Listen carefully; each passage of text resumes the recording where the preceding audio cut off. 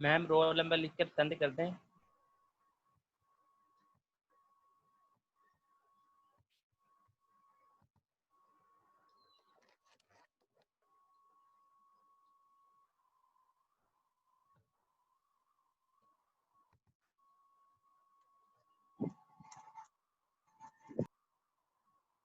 Class screen share हो गया। Last पे वो मेरे से जो आप में से कौन क्वेश्चन पूछ रहा था वो क्लियर हो गया था? जी मैम क्लियर हो गया है। ठीक है। अब जो है सेकंड टॉपिक है आज के लेक्चर का, चैप्टर नंबर 7 है इनर प्रोडक्ट स्पेस। जैसे वेक्टर स्पेस की थी इसी तरह वेक्टर स्पेस की इनर प्रोडक्ट है, वेक्टर की वेक्टर के साथ इसे हम इनर प्रोडक्ट स्पेस कहते हैं। सबसे पहले इसकी डेफिनेशन है और आज उसकी एग्जांपल्स करेंगे, उससे रिलेटेड क्वेश्चन एक्सरसाइज के।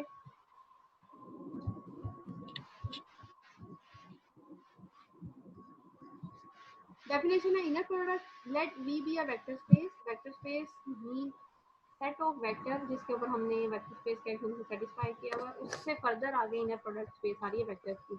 ओवर द फील्ड है, फील्ड भी डिफाइन की थी मैंने वेक्टर स्पेस के साथ, जिसपे 3 एक्सियम से जो सेटिस्फाई किए थे, इसमें उसकी जो भी ऑपरेशन अप्लाई किए गए थे उसके अकॉर्डिंग उसकी मैम आवाज़ नहीं आ रही। एडिशन मल्टीप्लिकेशन ली थी। अब आवाज आ रही है? वेक्टर्स के एलिमेंट्स की वेक्टर के एलिमेंट्स के साथ एडिशन मल्टीप्लिकेशन करने के बाद जो भी उसके ऊपर प्रोसीजर अप्लाई हो रहा था उसके अकॉर्डिंग उसका आंसर उसी सेट में सिलाई कर रहे हैं, तो हमारे पास वो फील्ड के अंदर थी। अब यहाँ पे कहता है let V be a vector space over the field F of real और कॉम्प्लेक्स नंबर्स। रियल और कॉम्प्लेक्स नंबर की कोई भी फील्ड हो सकती है, फील्ड के एलिमेंट जिसके सेटिस्फाई हो रहे हैं। अब मैपिंग, ये इनर मैपिंग कहलाती है, इनर प्रोडक्ट की मैपिंग है। ये हमारे पास जो मैपिंग डिफाइन किया है डॉट प्रोडक्ट वाली मैपिंग है। Dot product of two vectors v cross v to f, दो वेक्टर्स की मल्टीप्लिकेशन का कहता है आंसर जो है वो फील्ड में लाई करेगा। Is said to be an inner product, तो ये इनर प्रोडक्ट चलाएगी ऑन v वेक्टर स्पेस के लिए। If the following conditions are satisfied, following conditions जो है वो सेटिस्फाई होगी, जिसमें first of all first condition है v v सेम वेक्टर की सेम वेक्टर के साथ प्रोडक्ट लेंगे और उसे चेक करना है वो ग्रेटर एंड इक्वल टू 0 है। If it is greater than equal to 0 then find v dot v is equal to 0 if and only if and only का मतलब है कन्वर्सली भी हमने इसको प्रूव करना है। वेक्टर की इनर प्रोडक्ट लेंगे, वेक्टर 0 लेंगे, शो करेंगे, फिर वेक्टर 0 लेने के बाद हम शो करेंगे कि उनकी इनर प्रोडक्ट जो है वो 0 आ रही है। ये इसकी फर्स्ट कंडीशन है जिसके अंदर सबसे पहले ग्रेटर इक्वल टू 0 प्रूव करेंगे, तो सेम वेक्टर्स के साथ फिर सेम वेक्टर्स की प्रोडक्ट कहते हैं 0 के इक्वल लेते हुए वेक्टर को 0 करेंगे, फिर वेक्टर 0 लेते हुए सेम की प्रोडक्ट भी 0 आएगी।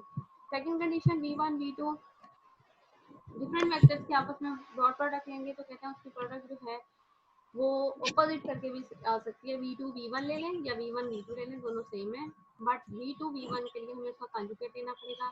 For all v1 v2 belongs to v। अगर आप यहाँ पे डेफिनेशन में देखो उसमें कहा है फील्ड ऑफ रियल और कॉम्प्लेक्स नंबर। रियल और कॉम्प्लेक्स के अकॉर्डिंग कहता है फील्ड है। यहाँ पे जो कंजुगेट दिया गया है इसे बार बोलते हैं, कॉम्प्लेक्स बार। इसमें यही चीज नोट की गई है, अगर तो ये कॉम्प्लेक्स नंबर है तो कंजुगेट लेंगे, अदरवाइज अगर ये कॉम्प्लेक्स नंबर नहीं है तो कंजुगेट लेने की हमें यहाँ पे जरूरत नहीं है। ठीक है, here v2 v1 denoted the complex conjugate of v2 v1. Number 3 point a v1 plus b v2. A and b are any scalars belongs to field, and v1 v2 belongs to vector v and v3 third vector. Two vectors की scalar multiplication and then addition with dot product of third vector is equal to dot product of v1 v3 and v2 v3 with scalar multiplication a and b and then addition कहता है दोनों side left hand side right side equal आएंगी। और इसमें यहाँ पे note दिया है if f is taken as the field of real numbers only then, field of real numbers की अगर हमने यहाँ पे ली है फील्ड को रियल नंबर्स के लिए, तो कहते हैं ये जो v2 v1 सेकंड कंडीशन में हमने लिया था कॉन्जुगेट, तो ये कॉन्जुगेट लेने की जरूरत नहीं है। यहाँ पे सेम आएगा v2 v1 ले लें या v1 v2 ले लें, so the condition to become, तो हमारे पास सेकंड कंडीशन यहाँ पे बन जाएगी v1 v2 is equal to v1 v2 v1 for all v1 v2 belongs to v, कोई से भी वेक्टर में से वेक्टर चूज कर लें सेम आएगा बेटा उसके आंसर। द पेयर v और डॉट प्रोडक्ट जो मैपिंग का पेयर है where v is vector space over the field f और रियल और complex numbers and dot product and inner product, ये जो यहाँ पे डॉट प्रोडक्ट की फॉर्म ली है ये इनर प्रोडक्ट होगी ऑन वेक्टर v पे, is called an inner product space. Here if after we shall consider inner product spaces over R only. Using condition 2, अगर आपने फील्ड जो है वो R ली है और डॉट प्रोडक्ट R से ही ले रहे हैं तो जस्ट कंडीशन 3 हमें सेटिस्फाई करनी पड़ेगी। उसमें आप थर्ड कंडीशन में ये शो कर लें u as a third vector और v और w2 वेक्टर्स को स्केलर मल्टीप्लिकेशन से ऐड करके u के साथ इसकी डॉट प्रोडक्ट ले लें, या v और w को स्केलर मल्टीप्लिकेशन से ऐड करके u ले लें, तो दोनों का आंसर जो है हमारे पास यहाँ पे सेम आएगा। फर्दर सेम आएगा तो हम थर्ड कंडीशन इस पे अप्लाई करेंगे। थर्ड कंडीशन के अकॉर्डिंग दोनों सेपरेट किए जा सकते हैं, सेपरेट कर लें, ए वाले को पहले लिखें या बी को पहले लिखें, कोई फर्क नहीं आएगा, तो आंसर पे कोई फर्क नहीं आएगा। Example number 1, let u v belong to Rn mean nth dimension of real number के एलिमेंट b nth dimension के वेक्टर्स होंगे। u is equal to एक वेक्टर चूज किया u1 u2 so on un form में, and b is equal to v1 v2 and so on vn is an other vector. Then the dot product of u and v is equal to, जिस form में दो vectors की addition करते हैं, first element first में add करके second को हम सेकंड में ऐड करते हैं, इसी तरह वेक्टर्स की डॉट प्रोडक्ट भी ली जाती है। फर्स्ट एलिमेंट फर्स्ट से मल्टीप्लाई होगा, सेकंड सेकंड से, थर्ड थर्ड से, nth से, क्योंकि जब आप आई जे के हिसाब से डॉट प्रोडक्ट की फॉर्म कर रहे होते हो तो उसमें यही चीज हमारे पास होती है। आई को जब आई से मल्टीप्लाई किया जाता है जे के साथ तो ये इस फॉर्म में 1 बन जाते हैं, सेम आ जाती है, और एडिशन की फॉर्म में। लेकिन जैसे ऑपोजिट के साथ करते हैं तो ऑपोजिट कंडीशन के साथ वो ऑपोजिट होके हमारे पास 0 हो जाते हैं। In an inner product on Rn, ये कहता है हमारे पास इनर प्रोडक्ट है Rn के लिए, it is easy to verify condition 1 2 3। Definition की 1 से 3 तक जितनी भी कंडीशन दी गई है जो सेटिस्फाई होगी, this inner product is called N Euclidean inner product. इसे यूक्लिडियन स्पेस है, इसी तरह इनर प्रोडक्ट भी है ऑन Rn की, and will be frequently use in the following work. इसे हम दो कंडीशन के साथ यूज कर सकते हैं। अगर आपको nth डिमेंशन यूक्लिडियन स्पेस बोला जाए तब भी यही बनती है, या आपको nth प्रोडक्ट बोला जाए इनर प्रोडक्ट तब भी यही डॉट प्रोडक्ट बनती है, जो कि 1 में यहाँ पे डिफाइन की गई है। मैम ये डेफिनेशन दोबारा रिपीट करते हैं, मेरा नेट का इशू था, वो मीटिंग एंड हो गई थी। डेफिनेशन दोबारा रिपीट कर देती हूँ। मैपिंग दी गई है dot to dot v cross v2 f, कहता है हमारे पास इनर प्रोडक्ट कहलाएगी अगर 3 कंडीशन सेटिस्फाई होंगी। इसमें फर्स्ट कंडीशन ये है, सेम वेक्टर की सेम वेक्टर के साथ मल्टीप्लिकेशन आप लोग करोगे डॉट प्रोडक्ट के साथ तो वो ग्रेटर एंड इक्वल टू 0 होगी। फर्स्ट में ही सेकंड कंडीशन ये है कि उसको इक्वल टू 0 लेते हुए हमने ये बताना है कि उसके अंदर वेक्टर जो है वो 0 आ रहा है। फिर वेक्टर 0 लेते हुए इफ एंड ओनली इफ है, फिर कन्वर्सली भी करना है। फिर वेक्टर 0 लेते हुए हमने ये डिफाइन करना है कि दोनों की डॉट प्रोडक्ट भी 0 आ रही है। सेकंड कंडीशन में v1 की v2 के साथ डॉट प्रोडक्ट ले लें या v2 की v1 के साथ सेम आएगी, लेकिन in case of complex number we take conjugate 1। Third condition यहाँ पे है, इस वेक्टर स्पेस में दो वेक्टर्स को स्केलर के साथ मल्टीप्लाई करके ऐड किया और थर्ड के साथ मल्टीप्लाई किया था तो सेम आता था। इसी तरह यहाँ पे भी दो वेक्टर्स को स्केलर के साथ मल्टीप्लाई करके ऐड करके थर्ड के साथ इनर प्रोडक्ट ली जाए तो कहते हैं आप उसको सेपरेट इनर प्रोडक्ट लेके फिर स्केलर के साथ मल्टीप्लाई करके ऐड कर लें, या पहले मल्टीप्लाई करके ऐड कर लें, दोनों कंडीशन में आंसर जो है वो सेम है। अब डेफिनेशन क्लियर है, जिसका नेट बंद हो गया था। Example number 2, example number 1 repeat नहीं करी मैं क्योंकि वो सिंपल है, बेसिक ही है। सेम को सेम के साथ मल्टीप्लाई कर लेंगे और उसको ऐड कर लेंगे। Example number 2, let v be the vector space. v हमारे पास यहाँ पे वेक्टर स्पेस है।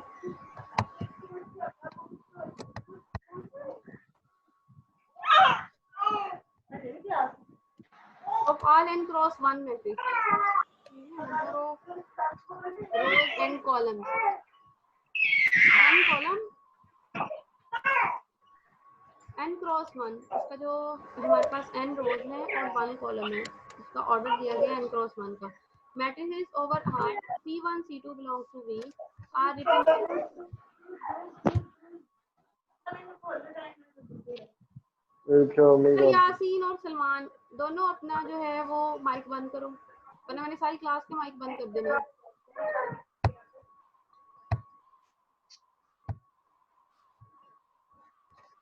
C1 is equal to x1 x2 so on xn transformation form के उसमें ट्रांसपोज लिया हुआ है, ट्रांसपोज लेके लिखना है, आप इसे कॉलम वाइज लिख लो, कभी कोई इफेक्ट नहीं पड़ेगा, ये है बेसिकली कॉलम वाइज ही, उसने स्पेस कम की वजह से इसका ट्रांसपोज लिख दिया। T2 is equal to y1 y2 so on yn transpose etc. such matrices are called column vectors। Define भी कर दिया कि जो मैट्रिक्स दिए गए ये कॉलम वेक्टर्स के हैं, क्योंकि हम ट्रांसफॉर्मेशन पहले कर रहे थे, उसी से आगे फर्दर जो वेक्टर की फॉर्म में, वेक्टर में हमेशा रो वाइज मैट्रिक्स नहीं लिखे जाते, कॉलम वाइज मैट्रिक्स ही लिखे जाते हैं। सिर्फ ट्रांसपोज यही शो कर रहा है कि यहाँ पे कॉलम वाइज ही आनी है, ट्रांसपोज लोगे तो रो को कॉलम में कन्वर्ट कर देता है। Then C1 transpose is equal to x1 x2 so on xn define. यहाँ तक तो आपके पास क्वेश्चन डिफाइन है, यहाँ तक कि आपने इसको दो कॉलम वेक्टर्स की डॉट प्रोडक्ट लेंगे तो वही फॉर्म में आएगी, determinant of C1 transpose multiply by C2। C1 का ट्रांसपोज लेना है और C2 as it is multiply होगा। C1 का ट्रांसपोज ये आपके पास बन रही है फॉर्म, C1 ट्रांसपोज पहले लेंगे, C2 के साथ मल्टीप्लाई करोगे और फिर हम डिटर्मिनेंट लेंगे तो हमारे पास दोनों की मिल प्रोडक्ट आ जाएगी। C1 ट्रांसपोज, C1 आपके पास ये है, ऊपर डिफाइन किया गया, C1 is equal to x1 x2 so on xn transpose. Transpose का जब दोबारा ट्रांसपोज लेते हैं तो एज इट इज ही वैल्यू सेम आ जाती है, वैसे की वैसे ही वही फॉर्म लिखते हैं यहाँ पे row wise and column wise. C1 form as it is C2 transpose लेके लिखा है, सिंपल ही लिखा है, इसका ट्रांसपोज दोबारा नहीं लेना। दोनों को मल्टीप्लाई करोगे, रो जो है कॉलम से मल्टीप्लाई होगी, जब रो कॉलम से मल्टीप्लाई होगी first element first second nth form add होने के बाद आपके पास सिर्फ और सिर्फ एक एलिमेंट बनता है, क्योंकि फर्स्ट रो फर्स्ट कॉलम का एक ही एलिमेंट बनेगा। इसके आगे फर्दर जब आप इस पे प्रोडक्ट अप्लाई करते हो, इनर प्रोडक्ट, तो वो डिटर्मिनेंट में कन्वर्ट हो जाता है। डिटर्मिनेंट में कन्वर्ट होने के बाद जब आपके पास एक सिंगल एलिमेंट के मैट्रिक्स का डिटर्मिनेंट लेते हैं तो वो उसे एक एलिमेंट में कन्वर्ट कर देता है, मैट्रिक्स की जो ब्रैकेट्स हैं वो वहाँ से स्किप हो जाती है। ठीक है, क्लियर है यहाँ तक? Next example number 3, let you ma'am ये ब्रैकेट क्यों स्किप की हैं? स्किप नहीं की, जब आपके पास डिटर्मिनेंट लेते हो या मॉड कह लें, मॉड जब लेते हैं 3 का मॉड लेंगे तो क्या आता है आंसर? 3 -3 का मॉड लोगे तो क्या आएगा? -3 -3 का मॉड लेना है, में प्लस हो जाएगा, प्लस हो जाएगा, लेकिन -3 का डिटर्मिनेंट लोगे तो क्या आएगा आंसर?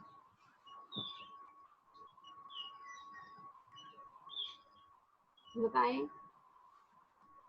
-3 का जब डिटर्मिनेंट और मॉड में यही डिफरेंट है, मॉड 2 डायमेंशंस की हमारे पास वैल्यू देता है, प्लस और माइनस के आंसर को कन्वर्ट करके एक सिंगल इमेज देता है, लेकिन डिटर्मिनेंट हम मैट्रिसेस का यूज कर रहे होते हैं, इसलिए डिटर्मिनेंट में अगर -3 भी आ रहा था तो हम एज इट इज ही -3 लेते हैं।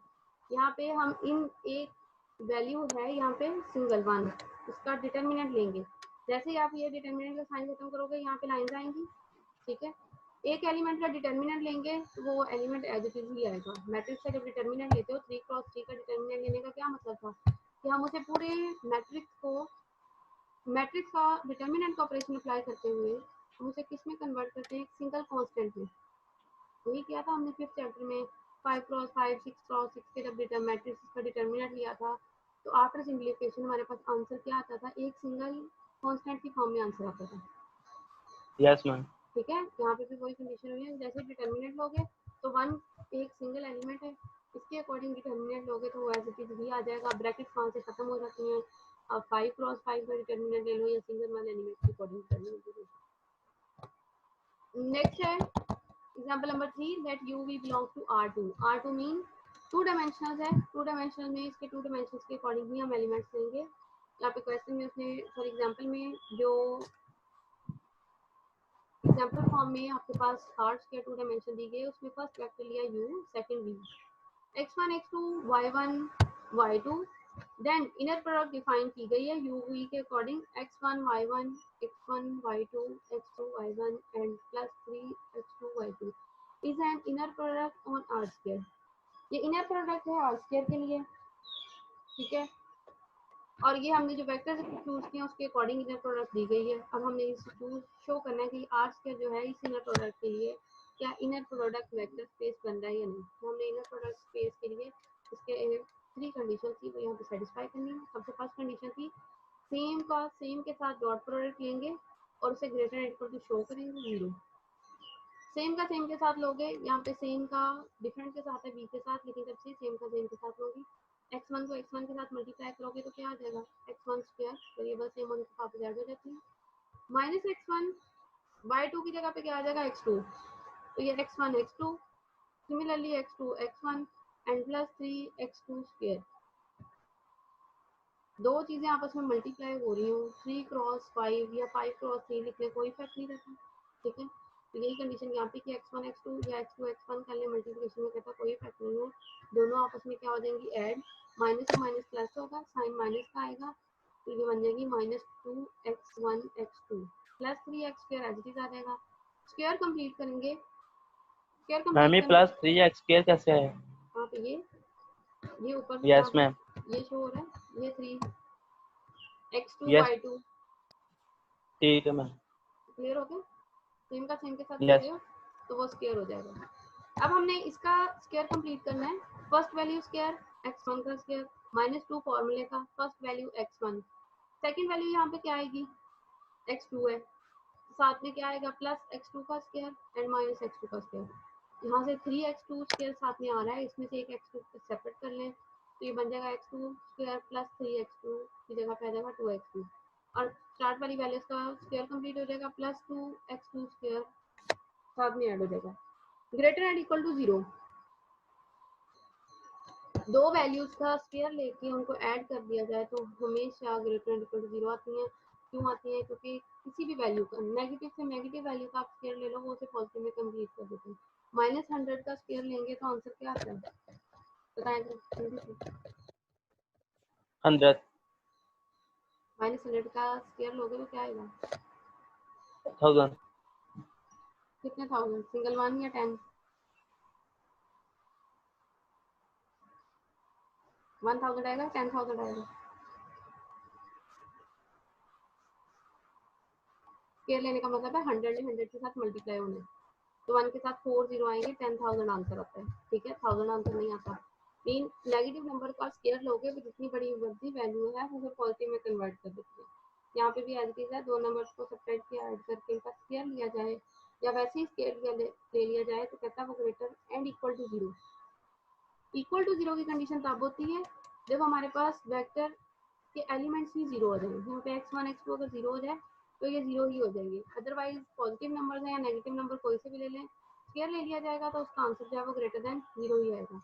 आल्सो u एंड u, अब फर्स्ट के अंदर सेकंड कंडीशन ये दी गई है कि दोनों की सेम इनर प्रोडक्ट लेते हुए हमने इक्वल टू 0 लेंगे, 0 लेते हुए हमने वेक्टर को शो करना है कि वो कन्वर्सली प्रूव करना है कि वेक्टर 0 है तो दोनों के डॉट प्रोडक्ट भी 0 है। सबसे पहले दोनों की डॉट प्रोडक्ट को उसने 0 लिया, ये ऊपर हमने डॉट प्रोडक्ट डिफाइन की है उसको इक्वल टू 0 लेंगे, स्क्वायर आ रहा है दोनों एलिमेंट सेपरेट होकर 0 आएंगे, यहाँ से x2 की वैल्यू 0 आ रही है फर्स्ट वाली इस इक्वेशन में पुट कर दो तो आपके पास यहाँ से x1 की वैल्यू भी 0 आ जाएगी, x2 भी 0 आ जाएगी, इंप्लाइज वेक्टर के दोनों एलिमेंट 0 है तो हमारे पास वेक्टर भी 0 है।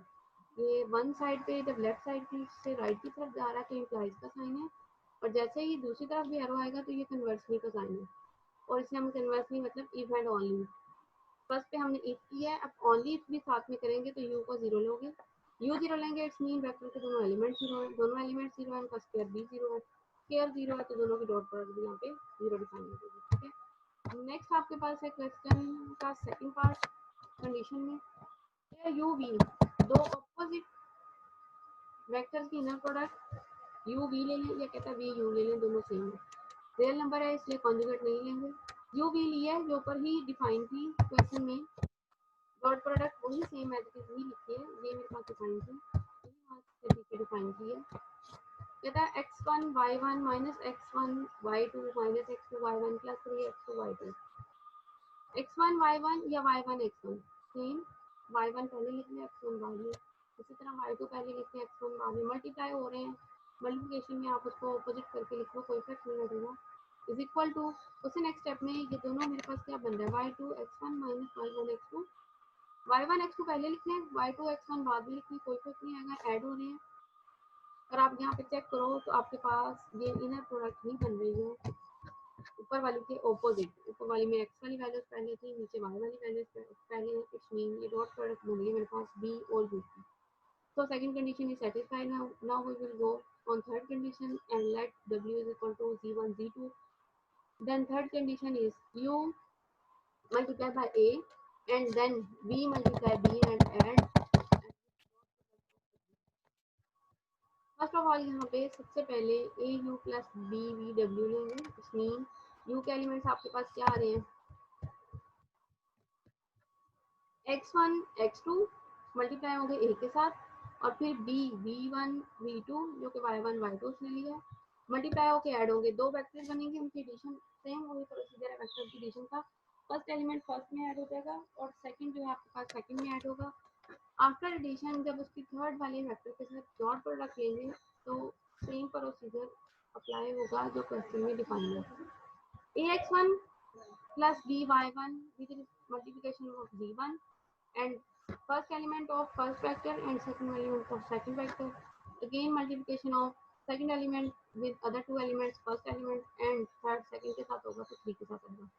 अब ब्रैकेट्स को ओपन करेंगे z1 z2 z3 और 3 के साथ मल्टीप्लाई करते हुए सारे के सारे ब्रैकेट्स ओपन करोगे।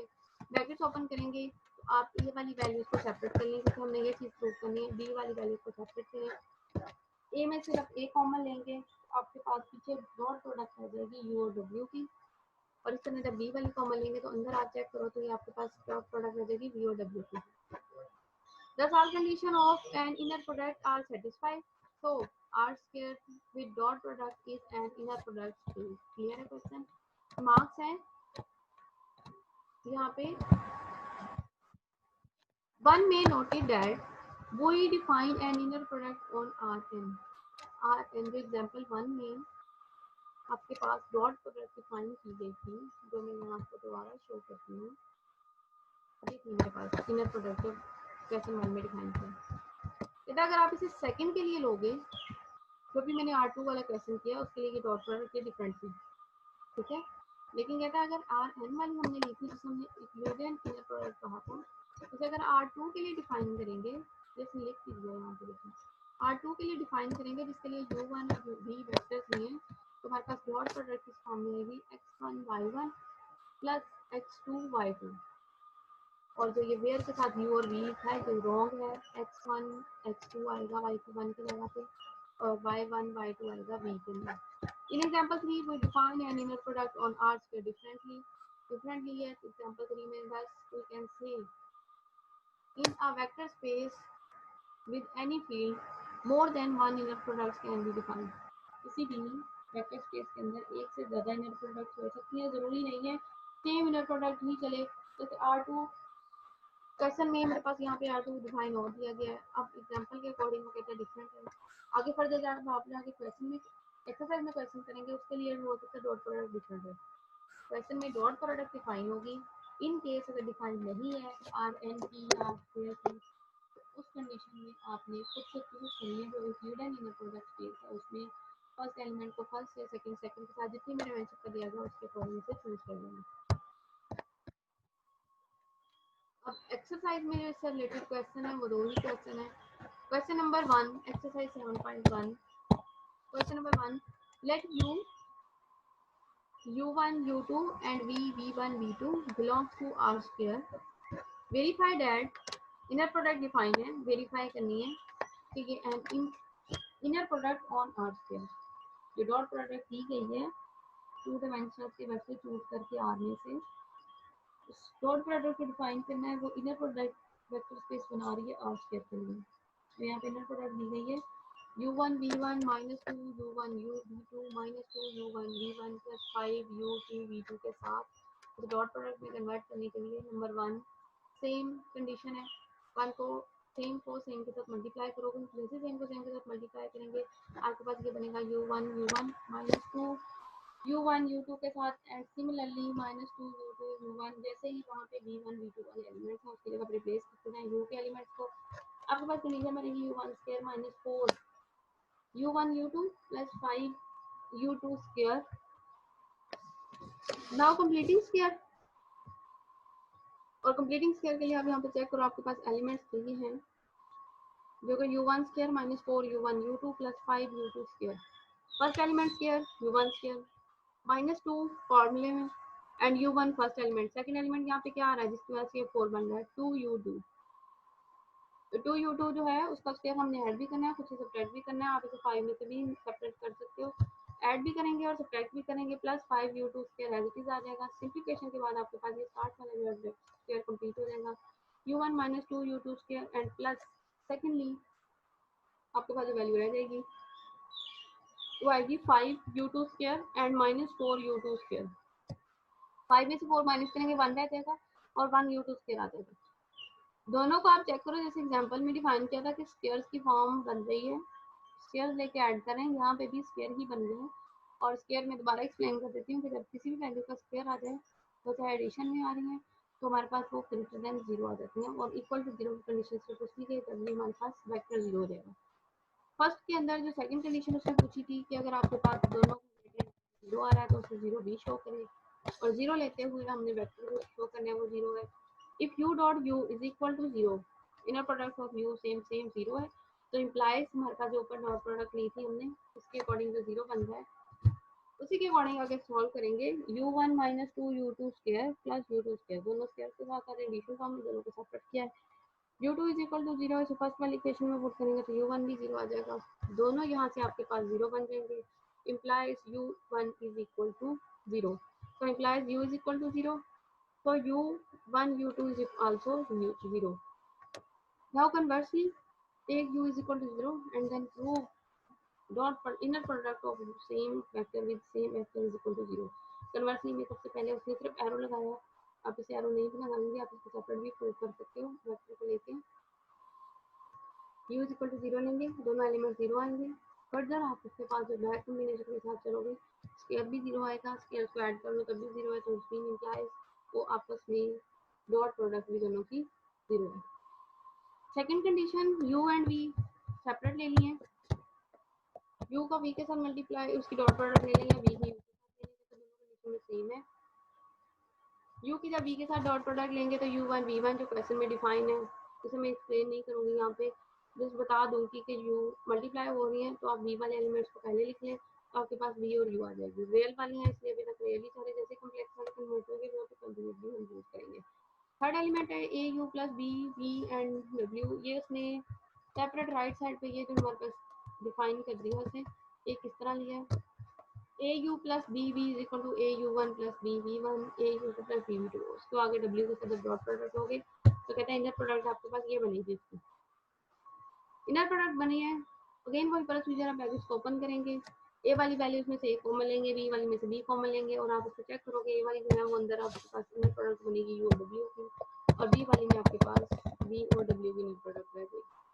All the three conditions for inner products are satisfied as u v as defined above is an inner product on R square। आज के लेक्चर का लास्ट क्वेश्चन है, क्वेश्चन का सेकंड पार्ट है। एक्सरसाइज में inner product space से related यही question थे। For what value of K U V inner product define है is an inner product on R square, K की कौन सी वैल्यू के लिए कहता है ये इनर प्रोडक्ट जो है वो आर स्क्वायर के लिए डिफाइन हो रही है। इसमें लास्ट एलिमेंट देखें के यू टू बी टू, के की वैल्यू हमने फाइंड करनी है। सबसे फर्स्ट कंडीशन इनर प्रोडक्ट की सेम के साथ डॉट प्रोडक्ट लिए लेने से आपके पास ये बना you one square minus 6u1 u2 plus के u2 स्क्वायर। स्क्वायर कंप्लीट करेंगे, स्क्वायर कंप्लीट करने से आपके पास यहाँ पे क्या आएगा,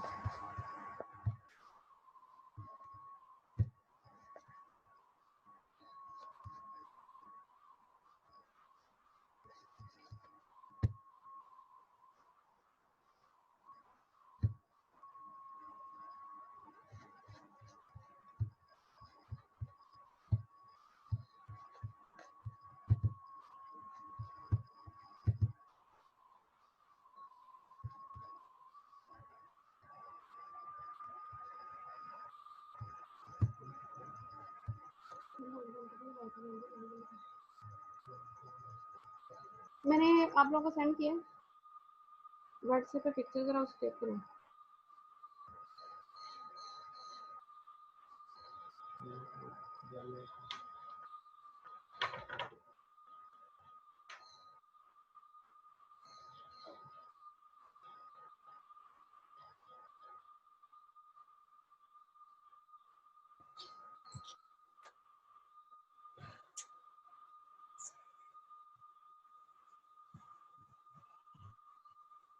जैसे ही आप यहाँ पे स्क्वायर कंप्लीट करोगे, u1 square minus 6u1 u2 plus k u2 square, first value square u1 का स्क्वायर, सेकंड वैल्यू -2 फॉर्मूले का, first value u1, second value क्या आ जाएगी यहाँ पे 3u2, 3u2 के लिए 3u2 का स्क्वायर ऐड भी करेंगे, उसका स्क्वायर जो है वो सब्ट्रैक्ट भी करेंगे।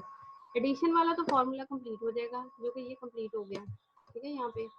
और जब सब्ट्रैक्शन वाला करोगे तो यहाँ पे रह जाएगा आपके पास, यहाँ पे बनेगा -9u2 square plus k u2 square, दोनों में से u2 स्क्वायर कॉमन लोगे तो अंदर रह जाएगा k -9, k -9 को इक्वल टू, जैसे इस कंडीशन में इक्वल टू 0 लोगे, फर्स्ट कंडीशन के अंदर 0 भी था, 0 लेंगे तो आपके पास k की वैल्यू आ जाएगी k is equal to 9। k is equal to 9 से आपके पास कहता है जो फॉर्म बन रही है वो ये, फिर स्क्वायर कंप्लीट हो जाएगा। लेकिन अगर आप k इज इक्वल टू 10 लेते हो, मीन कि आप k is equal to greater and equal to 9 लोगे तो सारी कंडीशन सेटिस्फाई होती हैं। लेकिन अगर 9 से लेस लेते हो तो यहाँ पे माइनस का साइन आता है, और इसके लिए कोई कंडीशन नहीं है कि दो स्क्वायर्स आपस में सब्ट्रैक्ट हो तो वो भी ग्रेटर एंड इक्वल टू 0 होते हैं, इसकी कोई कंडीशन नहीं है। सो यहाँ पे हम सिर्फ और सिर्फ यही बता सकते हैं कि दो एडिशन के साथ स्क्वायर आ रहे हैं तो वो ग्रेटर एंड इक्वल टू 0 बनते हैं, ठीक है। बाकी दोनों कंडीशन क्वेश्चन में यहाँ पे सेटिस्फाई नहीं की, ये ऊपर इनर प्रोडक्ट दे दी है कि अब इनर प्रोडक्ट क्या बन जाएगी, यहाँ पे k की जगह पे क्या आ जाएगा 9 आ जाएगा। आप बाकी कंडीशन सेटिस्फाई कर सकते हो। अगर क्वेश्चन में पूछा गया सिर्फ 9 की वैल्यू फाइंड करनी थी, सॉरी k की, और वैल्यू ऑफ k, तो बाकी करने की जरूरत नहीं है यहाँ पे।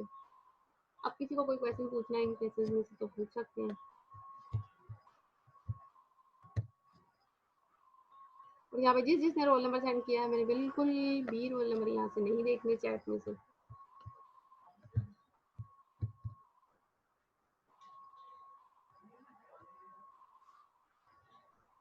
जो भी यहाँ पे इस वक्त मेरे पास ऐड है सिर्फ मैंने उसके अटेंडेंस लगा लेंगे। किसी को कोई क्वेश्चन पूछना है तो पूछ सकते हैं। मैंने आप लोगों को म्यूट नहीं किया।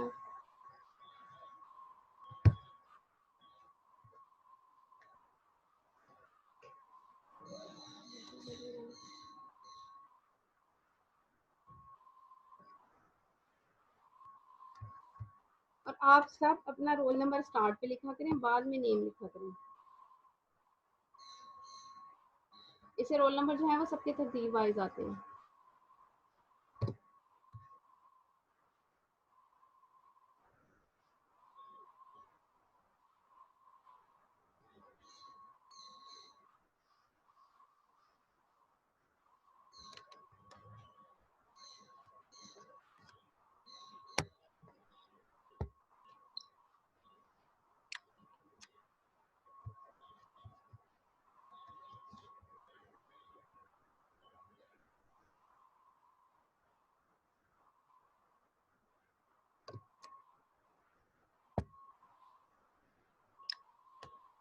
और ये राना काशिफ साहब की अटेंडेंस नहीं होगी, मैंने स्क्रीनशॉट ले लिया है, इसमें रोल नंबर नहीं है उनका।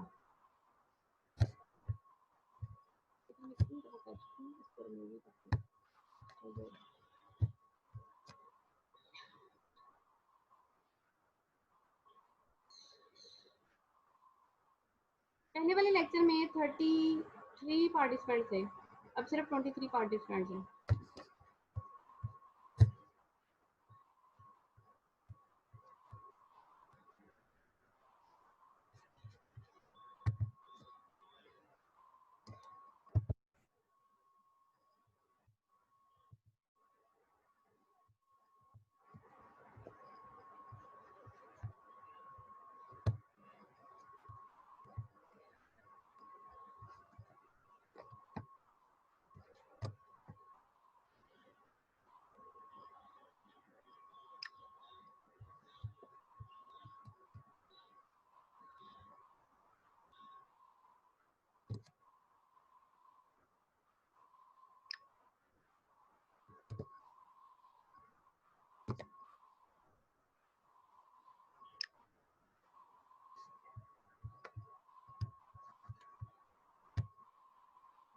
आप में से किसी को कुछ नहीं पूछना?